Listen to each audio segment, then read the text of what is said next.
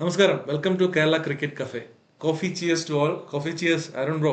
അപ്പോൾ നമ്മളിന്ന് ചെസ് നോക്കാൻ പോകുന്നത് ഡൽഹി വേഴ്സസ് KKR മാച്ചിന്റെ പ്രിവ്യൂ ആണ്. ഡൽഹി എവിടെയാണ് മത്സരം നടക്കുന്നത്?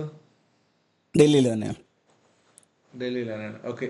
അപ്പോൾ ഡൽഹി ഒരു പരാജയത്തിന് ശേഷമാണ് ഈ ഒരു മാച്ചിലേക്ക് വരുന്നത്. ഒരു പരാജയമല്ല, തുടർച്ചയായിട്ട് പരാജയത്തിന് ശേഷമാണ് ഡൽഹി ഈ മാച്ചിലേക്ക് വരുന്നത്. KKR പക്ഷേ ഒരു വിജയബാധലാണ്. ഇപ്പോൾ എത്രയാണ് അടുപ്പിച്ച് 3 മാച്ചോ എന്തോ 3-4 മാച്ച് ജയിച്ചിട്ടില്ല മൂന്ന് KKR. കളി തുടർച്ചയായ വിജയത്തിന് ശേഷം മൂന്ന് വരുന്നു കളി KKR.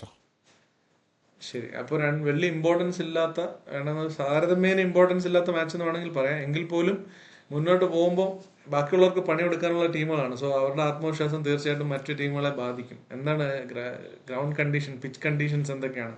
ഒന്നാമത്തെ കാര്യം, ഡൽഹിയിലെ പിച്ച് ഡീകോഡ് ചെയ്യുക ഈ ടുവേർട്ട് സീസൺ ഭയങ്കര ബുദ്ധിമുട്ടാണ്.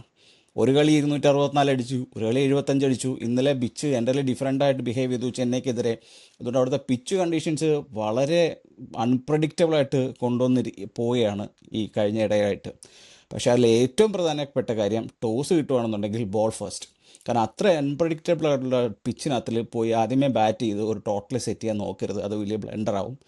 ടോസ് കിട്ടി ബോൾ ചെയ്ത് ടീമിനെ റെസ്ട്രിക്റ്റ് ചെയ്ത് എങ്ങനെയുണ്ട് പിച്ച് കണ്ടീഷൻസ് ആക്സസ് ചെയ്ത് ഒരു ടാർഗറ്റ് മുന്നിൽ നിർത്തി പോകുന്നതായിരിക്കും എപ്പോഴും നല്ലത്. ഇപ്പോൾ ഡൽഹിയുടെ ചേസിങ് ഗ്രൗണ്ടാണെന്ന് പറയാൻ കാര്യം, 4 കളി ബാറ്റ് ഫസ്റ്റ് തോക്കുകയും, അതായത് ചേസ് ചെയ്ത ടീമാണ് 4 കളി ജയിച്ചിരിക്കുന്നത്. ഒരു കളി മാത്രമാണ് അവിടെ ഡിഫെൻഡ് ചെയ്ത് ഒരു ടീമിന് ജയിക്കാൻ പറ്റിയത്. അതാണ് പിച്ച് കണ്ടീഷൻസും ടോസിന് ശേഷം നടക്കാൻ സാധ്യതയുള്ള കാര്യങ്ങളും. ഇപ്പോൾ നമുക്ക് ഡൽഹിയുടെ കാര്യം പ്രത്യേകിച്ച് എടുത്തു കഴിഞ്ഞാൽ, ഡൽഹി ജയിച്ചിട്ടുള്ള കളികളെല്ലാം ചേസ് ചെയ്തേ ജയിച്ചിട്ടുള്ളൂ ഈ സീസണിൽ. ഡിഫെൻഡ് ചെയ്ത് ഒരു കളി പോലും ജയിച്ചിട്ടില്ല. അതുകൊണ്ട് ജയിച്ച കളി ഏറ്റവും മാക്സിമം എന്ന് പറയുന്നത് 225 ഏറ്റവും കൂടുതൽ ഹൈയസ്റ്റ് സ്കോർ ചേസ് ചെയ്ത് ജയിച്ചിരിക്കുന്നത്. നേരെ അപ്പുറത്തോട്ട് നോക്കുമ്പം 264 എന്ന് പറഞ്ഞ ടൂർണമെൻറ്റിൻ്റെ ഏറ്റവും വലിയ സ്കോർ പോലും അവർക്ക് ഡിഫെൻഡ് ചെയ്യാൻ പറ്റിയിട്ടുണ്ടായില്ല. അപ്പോൾ രണ്ട് എക്സ്ട്രീമിൽ നിൽക്കുന്ന രണ്ട് ഡേറ്റാസാണ്. അതേപോലെ തന്നെ ഇതുവരെ ഒരു ടോപ്പ് 4 സെറ്റിലായിട്ടില്ല എന്നുള്ളതും ഡൽഹിയെ സംബന്ധിച്ച് ഭയങ്കര ഒരു പരാജയം തന്നെയാണ്. അവർ പല രീതിയിൽ പല ആൾക്കാരെ പല സ്ലോട്ടിലായിട്ട് ശ്രമിച്ചിട്ടും ഇതുവരെ അവർക്ക് ടോപ്പ് 4 സെറ്റിലാക്കാൻ പറ്റിയിട്ടില്ല. അതിൽ പമ്മിയിരിക്കുന്ന ഒരു പ്രശ്നമുണ്ട്. ഡൽഹിയുടെ ഈ കൊളാപ്സിൽ ഏറ്റവും വലിയ പ്രശ്നമായിട്ട് നിൽക്കുന്നത് അക്സർ പട്ടേലിൻ്റെ ഫോമാണ്. അക്സർ പട്ടേൽ ഈ സീസൺ നോക്കിക്കഴിഞ്ഞ് കഴിഞ്ഞാൽ 33 റണ്ണാണ് എടുത്തിരിക്കുന്നത് 7 ഇന്നിങ്സിൽ നിന്ന്.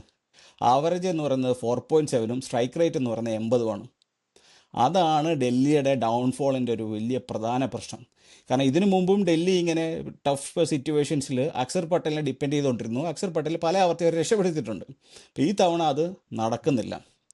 നേരെ മറിച്ച് ബോളിങ്ങിലേക്ക് വന്നു കഴിഞ്ഞാൽ അക്സർ പട്ടേൽ 9 വിക്കറ്റ് എടുത്തിട്ടുണ്ട് 7 ഇന്നിങ്സിൽ നിന്ന്. എക്കോണമി എന്ന് പറയുന്നത് 8.25 ആണ്. അക്സർ പട്ടേലിനെ സംബന്ധിച്ച് 9 വിക്കറ്റ് പുള്ളിയുടെ പെർഫോമൻസ് എന്ന് പറയുന്നത് വളരെ കുറവാണ്. ഇപ്പം തന്നെ ആണെങ്കിൽ ഒരു 10, 12 അല്ലെ 14 വിക്കറ്റെങ്കിലും ഉണ്ടായിരുന്നുവെങ്കിൽ അക്സർ പട്ടേലിൻ്റെ ഒരു പൊട്ടൻഷ്യൽ അനുസരിച്ച് അത്രയെങ്കിലും എത്തേണ്ടതാണ്. അപ്പോൾ അതും ബോക്സ് ടിക്ക് ചെയ്തിട്ടില്ല. അതാണ് ഡൽഹിയുടെ വലിയൊരു ഡൗൺഫോളിൻ്റെ കാര്യം. അതിനോടൊപ്പം തന്നെ കുൽദീപ് യാദവിൻ്റെ ഇൻകൺസിസ്റ്റൻസി. കുൽദീപ് യാദവ് ഈ ടൂർണമെൻറ്റിൽ കൺസീഡ് ചെയ്തിരിക്കുന്ന എക്കോണമി എന്ന് പറയുന്നത് 10.37 ആണ്. അതായത് ആവറേജ് ഒരു കളി 40 റണ്ണ് മുതൽ 44 റണ്ണ് വരെ കൺസീഡ് ചെയ്യുന്നുണ്ട്. ആകെ ഇത്രയും കളി കളിച്ചിട്ട് 7 വിക്കറ്റ് മാത്രമാണ് കുൽദീപ് യാദവിനെ കൊണ്ട് എടുക്കാനും കഴിഞ്ഞിട്ടുള്ളത്. അതാണ് മറ്റൊരു ഡൗൺഫോളിന് കാര്യം.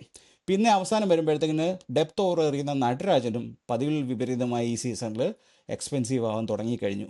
11.5 നടരാജൻ്റെ എക്കോണമി എന്ന് പറയുന്നത് ഈ ടൂർണമെൻറ്റിൽ. ആകെപ്പാടെ 5 വിക്കറ്റ് മാത്രമേ എടുത്തിട്ടുള്ളൂ. അപ്പം ഈ 3-4 കാര്യങ്ങളാണ് ഡൽഹിയുടെ ഡൗൺഫോളിന് ഉണ്ടായ കാരണങ്ങൾ. അവരിപ്പോഴും അത് പരിഹരിക്കാൻ ശ്രമിക്കുന്നില്ല എന്നുള്ളതാണ് പറ്റുന്നത്. ഞാനൊരു പ്രോബബിൾ ഒരു 11 ഞാൻ പറയാം, അതെങ്ങനെയുണ്ടെന്നൊന്ന് കേട്ട് നോക്കാം. പൃഥ്വി ഷാ ഓപ്പണിംഗ്, KL രാഹുൽ കൂടെ, നിതീഷ് റാണ 1 ഡൗൺ, പിന്നെ റിസ്വി, പിന്നെ സ്റ്റബ്സ്, പിന്നെ മില്ലർ, പിന്നെ അക്സർ, അശുതോഷ്, സ്റ്റാർക്ക്, കുൽദീപ്, ലുങ്കിയിങ്കിടി, നടരാജൻ എന്നതാണ് ഇപ്പോഴത്തെ സാഹചര്യത്തിൽ വെച്ച് ഡൽഹിയുടെ സ്ട്രോങ്ങസ്റ്റ് പ്ലേയിങ് 11. ഓക്കെ. നേരെ മറിച്ച് അപ്പുറത്തെ പറയൂ. അല്ല, നേരത്തെ പറഞ്ഞത് തന്നെ എനിക്ക് പറയാനുള്ളൂ. എനിക്ക് ആ പൃഥ്വിഷയുടെ കാര്യം പറഞ്ഞപ്പോൾ ഒരു കമന്റിൽ ഒരാൾ ചോദിച്ചിട്ടുണ്ട്, പൃഥ്വിഷയുടെ എന്തെങ്കിലും വിരോധം ഉണ്ടോന്ന്. പൃഥ്വിഷയുടെ വിരോധം ഉണ്ടായിട്ടല്ല.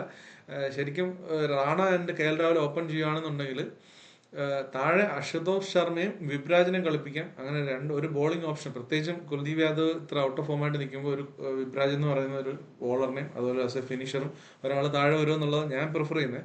കാരണം പൃഥ്വി ഷായെ ഇനി ഒരു സീസൺ എൻഡിൽ കൊണ്ടുവന്നിട്ട് എന്തെങ്കിലും മാറ്റം കൊണ്ടുവരാൻ പറ്റുമോ എന്ന് എനിക്ക് അതിൽ ഉറപ്പില്ലാത്തതുകൊണ്ട് വലിയൊരു ഒരു പക്ഷേ മാറ്റം പ്രശ്നമുണ്ട്. കൊണ്ടുവന്നേക്കാം. കാരണം നിസംഗ ഓപ്പണറായിട്ട് ഇറങ്ങുമ്പോൾ ആവറേജ് കാണിക്കുന്നത് അറൗണ്ട് 30 ആണ് വിത്ത് സ്ട്രൈക്ക് റേറ്റ് ഓഫ് 150. അതൊരു എക്സ്പ്ലോസീവ് സ്റ്റാർട്ടാണെന്ന് നമുക്ക് പറയാൻ പറ്റത്തില്ല 150 സ്ട്രൈക്ക് റേറ്റ്. ഇപ്പം ഈ ടൂർണമെൻറ്റിൽ നോക്കിക്കഴിഞ്ഞാൽ ഒരു എക്സ്പ്ലോസീവ് സ്റ്റാർട്ട് എന്ന് പറയുന്നത് 200 അല്ലെങ്കിൽ 200+ എന്നുള്ള രീതിയിലാണ്. അപ്പോൾ അത് പുള്ളിയെ കൊണ്ട് പറ്റുന്നില്ല. ഓക്കെ, അപ്പോൾ അതിന് അതേ പൊട്ടൻഷ്യലി കളിക്കാൻ പറ്റുന്ന കളിക്കാരനാണ് പൃഥ്വി ഷാ. പുള്ളിയുടെ ഡൊമസ്റ്റിക് സീസണൊക്കെ അത്യാവശ്യം നല്ല രീതിയിൽ വരുവാണ്. 15 പന്തിലൊക്കെ 50 അടിച്ചാണ് ഡൊമസ്റ്റിക് ഈ സീസണിൽ തന്നെ. അതാണ് കാര്യം. രണ്ടാമത്തെ കാര്യം, അവരെ അലട്ടുന്ന വലിയൊരു പ്രശ്നം എന്ന് വെച്ച് കഴിഞ്ഞാൽ ഇൻകൺസിസ്റ്റൻ്റ് ആയിട്ടുള്ള ഡെപ്താണ്, ഒരു ഫിനിഷിംഗ് ഇല്ല എന്നുള്ളതാണ്. അതുകൊണ്ടാണ് ഞാൻ നിസംഗയെ മാറ്റിയിട്ട് അവിടെ ഡേവിഡ് മില്ലർ എന്നുള്ള എക്സ്പീരിയൻസ്ഡ് ആയിട്ടുള്ള ഒരു ഫിനിഷറെ ആഡ് ചെയ്യാനുണ്ടായ കാര്യം. അതെ, മനസ്സിലായി. മില്ലറിനെ കളിപ്പിക്കുന്നില്ല എന്ന് പറയുന്നത് തന്നെ വലിയൊരു ബ്ലണ്ടറാണ് അവിടെ. അല്ലേ? മില്ലറിനെ അപ്പോൾ രണ്ടാണ് കളിപ്പിക്കുക എന്നുള്ള ക്വസ്റ്റ്യൻ. കാര്യത്തിൽ എനിക്ക് ഈ യാതൊരു മില്ലർ കളിക്കാത്തടത്തോളം കാലം സ്റ്റബ്സിനെ അവർ ഫിനിഷറായിട്ട് മാത്രം വെക്കും. ഇപ്പോൾ ഇൻ കേസ് ഒരു കൊളാപ്സ് ആയി കഴിഞ്ഞാൽ ഇങ്ങനെ ഈ ടീമാണെന്നുണ്ടെങ്കിൽ സ്റ്റബ്സിനെ വെച്ചിട്ട് മുന്നേ കളിപ്പിക്കാൻ പറ്റും, ഡേവിഡ് മില്ലർ ഫിനിഷറായിട്ട് പുറകിലോട്ട് വലിഞ്ഞാൽ. അപ്പോൾ അങ്ങനെ ഒരു ഫ്ലെക്സിബിലിറ്റി ഈ ടീമിനുണ്ട്. നേരെ മറിച്ച് കെ എന്നെ കെ ആറിലേക്ക് സംബന്ധിച്ച് വരുമ്പം പറഞ്ഞു പറഞ്ഞു പറഞ്ഞു. നേരെ മറിച്ച് കെ കെ ആറിലേക്ക് വരുമ്പോഴാണെന്നുണ്ടെങ്കിൽ അവർ 3 സ്ട്രൈറ്റ് വിൻസ്, അതൊരു കണ്ടിന്യൂസ്ലി 5-6 കളികൾ ഓടി നടന്ന് തോറ്റിട്ട് 3 വിജയത്തിന് ശേഷം വരുന്ന ഒരു ടീമാണ്. അപ്പോൾ അവരുടെ കോൺഫിഡൻസ് എന്തുമാത്രം ഹൈ ആയിരിക്കും എന്ന് നമ്മൾ ചിന്തിച്ചോണം. അതിൽ ജയിച്ചിട്ടുള്ളത് 2 കളി ചേസ് ചെയ്തും 1 കളി സൂപ്പർ ഓവറിലാണ് ജയിച്ചിരിക്കുന്നത്. ജയം അത്ര കൺവിൻസിങ് ആണോ എന്ന് ചോദിച്ചു കഴിഞ്ഞാൽ അല്ലാൻ തന്നെ വേണം പറയാൻ. കാരണം 2 കളി ചേസ് ചെയ്തതിൽ ഏറ്റവും കൂടുതൽ മാക്സിമം സ്കോർ ഇവർ ചേസ് ഡൗൺ ചെയ്തിരിക്കുന്നത് 169 മാത്രമാണ്. അതിൻ്റെ അപ്പുറത്തേക്കും ഒരു ടോട്ടൽ ഇവർ ചേസ് ചെയ്ത് ജയിച്ചിട്ടുമില്ല. അങ്ങനെ ഒരു സൈഡുണ്ട്. ഇതിനകത്തുള്ളൊരു പ്രധാന പ്രശ്നം എന്ന് വെച്ച് കഴിഞ്ഞാൽ അവരുടെ ബോളിംഗ് ഡിപ്പാർട്ട്മെൻറ്റാണ്. അതേപോലെ തന്നെ ഒരു ഇൻകൺസിസ്റ്റൻ്റ് ആയിട്ടുള്ളൊരു മിഡിൽ ഓർഡർ സെഗ്മെൻറ്റ് ഇവർക്കും ഉണ്ട്.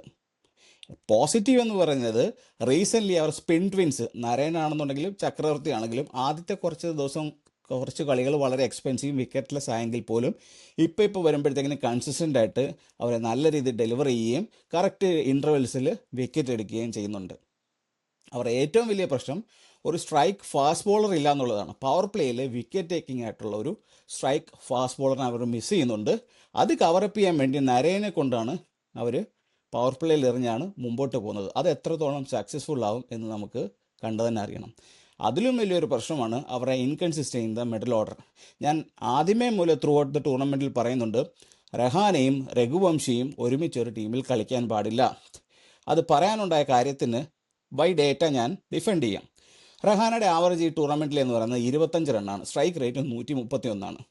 1 ഡൗൺ ഇറങ്ങുന്ന ഒരു ബാറ്റ്സ്മാൻ്റെ സ്ട്രൈക്ക് റേറ്റ് അല്ല അത് കാണിക്കുന്നത്. ഈ ടൂർണമെൻറ്റ് എടുത്തു കഴിഞ്ഞാൽ ഏറ്റവും വേസ്റ്റ് 1 ഡൗൺ ഇറങ്ങുന്ന ബാറ്റ്സ്മാൻ്റെ സ്ട്രൈക്ക് റേറ്റ് ആണ് 131 എന്ന് പറയുന്നത്. അതിലുപരി 2 ഡക്കും ഉണ്ട് പുള്ളിയുടെ ഈ സീസണിനകത്ത്. പുള്ളി 2 തവണ ഡക്കുമായിട്ടുണ്ട്. ഈ 9 ഇന്നിങ്സിൽ നിന്ന് ആകെപ്പാടെ പുള്ളിക്ക് 12 4ഉം 11 6ഉം മാത്രമേ അടിക്കാൻ പറ്റിയിട്ടുള്ളൂ. 12 4 എന്ന് പറയുമ്പം ഒരു ഇന്നിങ്സിൽ 2 4 പോലും ആവുന്നില്ല. 11 6 എന്ന് പറയുമ്പം ഒരു ഇന്നിങ്സിൽ 2 6 പോലും ആവുന്നില്ല. മനസ്സിലായോ? അതിൻ്റെ സെയിം ഒരു കാർബൺ കോപ്പിയാണ് അപ്പുറത്ത് രഘുവംശി കാണിക്കുന്നത്. രഘുവംശിയുടെ ആവറേജ് എന്ന് പറയുന്നത് 33.5, കമ്പാരിറ്റീവ്ലി ഇച്ചിരി കൂടുതലാണ്. പക്ഷേ സ്ട്രൈക്ക് റേറ്റ് എന്ന് പറയുന്നത് 137 ത്രൂ ഔട്ട് ദ ടൂർണമെൻറ്റ്. അതും ഈ one of the top bottom നിൽക്കുന്ന ഒരു ടോപ്പ് 4 ബാറ്റ്സ്മാൻ്റെ സ്ട്രൈക്ക് റേറ്റിൻ്റെ അടുത്ത് തന്നെയാണ് നിൽക്കുന്നത്. രഘുവംശിയുടെ കാര്യവും ഒട്ടും വ്യത്യസ്തമല്ല. 9 കളിയിൽ നിന്ന് പുള്ളി 29 4 അടിച്ചിട്ടുണ്ട്. അതായത് ഓൺ ആൻ ആവറേജ് 3-ൽ കൂടുതൽ 4 വീതം അടിക്കുന്നുണ്ട്. പക്ഷേ ഈ 9 കളിയിൽ നിന്ന് ആകെ പുള്ളി അടിച്ചിരിക്കുന്നത് 9 6. അതിൽ 3 എണ്ണം കഴിഞ്ഞ ഒരു ഇന്നിങ്സിൽ അടിച്ചത്. അപ്പോൾ തന്നെ മനസ്സിലാക്കാം ആ ഇൻറ്റൻറ്റും എക്സ്പ്ലോനേഴ്സും കുറവാണ് അവരുടെ 1 ഡൗൺ ഇറങ്ങുന്ന ബാറ്റ്സ്മാനും 2nd ഡൗൺ ഇറങ്ങുന്ന ബാറ്റ്സ്മാനും. അതിലും രസകരമായ ഒരു കാര്യം ഞാൻ പറയാം. അവരുടെ ഒരു ഫിനിഷർ എന്ന് പറയുന്ന, അല്ലെങ്കിൽ അവരുടെ പില്ലർ എന്ന് കരുതുന്ന റോവൻ പവൽ, പുള്ളി ആകെപ്പാടെ 5 ഇന്നിങ്സിൽ നിന്ന് 121 റണ്ണേ ഈ through out the tournament score ചെയ്യാൻ പറ്റിയിട്ടുള്ളൂ. ഇനി 5 ഇന്നിങ്സിൽ നിന്ന് ഒരു ഫിനിഷർ എന്നുള്ള ബാഡ്ജുള്ള പുള്ളി ആകെ അടിച്ചിരിക്കുന്നത് 9 4ഉം 7 6ഉം. മനസ്സിലായോ?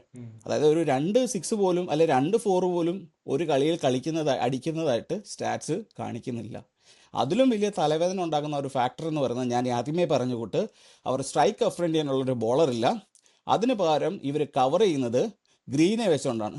ഗ്രീൻ അതുകൊണ്ട് ഭയങ്കര എക്സ്പെൻസീവ് ആവുന്നുണ്ട്. ഗ്രീൻ്റെ ഈ ടൂർണമെൻറ്റിൻ്റെ ബോളിംഗ് ആവറേജ് എന്ന് പറയുന്നത് 11.98. അതേപോലെ തന്നെ അറോറ, അവരുടെ സ്ട്രൈക്ക് ബോളർ എന്ന് കരുതപ്പെടുന്ന അറോറയുടെ ആവറേജും 11 അടുത്തുണ്ട്. 10.78 ആണെന്ന് തോന്നുന്നു. മനസ്സിലായി. അതാണ് അവരെ ഡ്രാഗ് ചെയ്യുന്ന, അല്ലെങ്കിൽ അവർ ഇതുവരെ രക്ഷപ്പെട്ടു പോകാത്തതിൻ്റെ പ്രധാനപ്പെട്ട 4-5 പോയിന്റ്സ്. ഇനി ഞാൻ KKൻ്റെ ഒരു പ്രോബബിൾ ഒരു സ്ട്രോങ്ങസ്റ്റ് 11 ഞാൻ പറഞ്ഞു തരാം. അതെങ്ങനെയുണ്ടെന്ന് നോക്ക്. നരേൻ ഓപ്പണിംഗ് വിത്ത് ഫിന്നലൻ, 1 ഡൗൺ രഹാനെ, പിന്നെ ഗ്രീൻ, പിന്നെ മനീഷ് പാണ്ഡെ, റിങ്കു സിംഗ്, രണംദീപ് സിംഗ്, സൈനി, ഒന്നെങ്കിൽ മുസർബാനി അല്ലെ പതിനെന്നെ കളിക്കണം, അല്ലെങ്കിൽ ത്യാഗി, വരുണരോൺ, ഇമ്പാക്ട് സബായിട്ട് അനുകുൽ റോയോ അല്ലെങ്കിൽ തേജസ്വിനി വരുണാരാണോ? ധനിയോ വിക്കറ്റ് കീപ്പിംഗ് ബാറ്റ്സ്മാൻ എന്നുള്ള രീതിയിലാണ് അവരുടെ ഇപ്പോഴത്തെ കണക്കനുസരിച്ച് സ്ട്രോങ്ങസ്റ്റ് 11. ഇത് അവർ ഇറക്കുമോ ഇല്ലയോ എന്ന് എനിക്കറിയത്തില്ല. പക്ഷെ അവർ ഇപ്പോഴും ഇനിയും അങ്ങോട്ടുള്ള കളിയും റോമൻ പവലിനെ കൊണ്ടാണ് പോകാൻ തുടങ്ങുന്നതെന്നുണ്ടെങ്കിൽ അവർ പണി മേടിക്കും. അതിനകത്ത് ഒരു തിരുത്തുണ്ട്, വരുണാരോണല്ല, അവിടെ വൈഭവ് അറോറ ആയിരിക്കും ഉദ്ദേശിച്ചല്ലേ? അതെ അതെ അതെ. ഓക്കെ. എനിക്ക് പക്ഷേ ഒരു ഇതിനകത്ത് എതിരഭിപ്രായമുള്ള ഒരു കാര്യം എന്ന് പറഞ്ഞാൽ പവലിനെ കളിപ്പിക്കണമെന്ന് തന്നെയാണ്. കാരണം ഫിനിഷിങ്ങിൽ അവർക്കൊരു ഇപ്പം മീൻസ് പേരിന് ഒരു ആൾ വേണമല്ലോ അവിടെ. ആ ഒരു ബലത്തിന് വേണ്ടി, ആ ഒരു വെയിറ്റേജിന് വേണ്ടിയിട്ടാണ് പവലിനെ കളിപ്പിക്കണമെന്ന് ഞാൻ പറഞ്ഞുകൊണ്ടിരുന്നത്. പക്ഷേ ബ്രോ പറഞ്ഞതിനകത്തും കാര്യമുണ്ട്. പവലിൻ്റെ പെർഫോമൻസ് അപ് ടു ദ മാർക്കല്ല. എങ്കിലും ആദ്യം തൊട്ട് ഞാൻ പറയുന്ന ഒരു കാര്യമാണ് ഈ പവൽ കളിക്കണം, അവർക്കൊരു ഫിനിഷർ വേണമെന്നുള്ളത്. എന്തായാലും അവർ KKR എന്താണ് നാളത്തെ മാച്ചിൽ എന്താ ചെയ്യുന്നത് നമുക്ക് നോക്കാം. ഡൽഹിയായിട്ട് ഇതിൽ ആര് ജയിച്ചാലും പ്രത്യേകിച്ച് ഡിഫറൻസ് ഒന്നും എനിക്ക് തോന്നുന്നു പോയിന്റ് ടേബിൾ ഉണ്ടാവാൻ പോകുന്നില്ല എന്ന് തോന്നുന്നു അല്ലേ? ഒരു സ്ഥാനം അങ്ങോട്ടും ഇങ്ങോട്ടും തിരിയും, അത്രേ ഉള്ളൂ.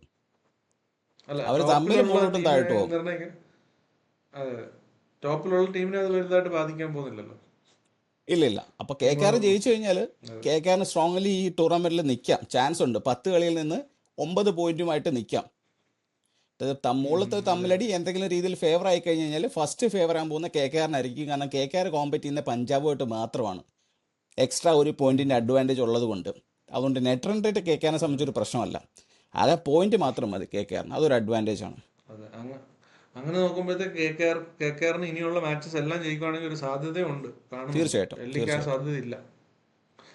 ഓക്കെ, അപ്പോൾ നമുക്ക് എന്തായാലും നാളത്തെ മാച്ചിൽ നോക്കാം. നമുക്ക് എന്തായാലും ഈ ഒരു വീഡിയോ വൈൻഡപ്പ് ചെയ്യാം. അപ്പോൾ എല്ലാവർക്കും ഒരു കോഫി ചിയേഴ്സ് അരുൺ ബ്രോ. അപ്പോൾ നമുക്ക് വീണ്ടും ഒരു കോഫിയുടെ പുറത്ത് നാളത്തെ മാച്ച് റിവ്യൂ ചെയ്യാം. അതിനുശേഷം അതിനടുത്ത ദിവസത്തെ മാച്ചിൻ്റെ പ്രിവ്യൂ ആയിട്ട് നമ്മൾ തീർച്ചയായിട്ടും നാളെ വരുന്നതായിരിക്കും. അപ്പോൾ ബൈ.